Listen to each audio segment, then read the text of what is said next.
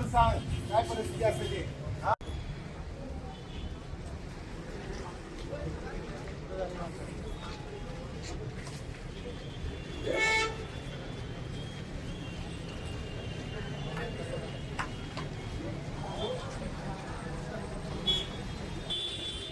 जर कोणी अशा चुकीच्या कारवाईमध्ये जर अशा गुन्हेगाराबरोबर कोणी राहत असेल, सोबत करत असेल, तर तुमचं पुढचं आयुष्य सगळं गुन्हेगारीमध्ये जाईल. तर विद्यार्थ्यांना विनंती आहे की तुम्ही कुठल्याही अशा गुन्हेगारीच्या पार्श्वभूमी असलेल्या लोकांच्या सोबत आपली मैत्री करू नका.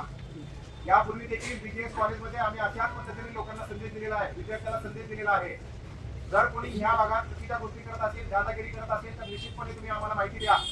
कोणी अंमली पदार्थ विकत असेल, चोरून कुठल्या गोष्टी करत असेल अवैध, तर निश्चितपणे तुम्ही आम्हाला माहिती द्या. आम्ही 100% त्याच्यावर कारवाई करू. आपण शिक्षणासाठी आलेलो आहोत. आपण इथं शिक्षण घ्या आणि कॉलेज परिसरामध्ये कुठलीही दादागिरी बाहेगिरी कोणी करत असेल तर त्याला आम्ही काही करणार नाही. सर्वांनी नोंद घ्या. लोकशाही मराठी ऐका, पहा, जागरूक रहा.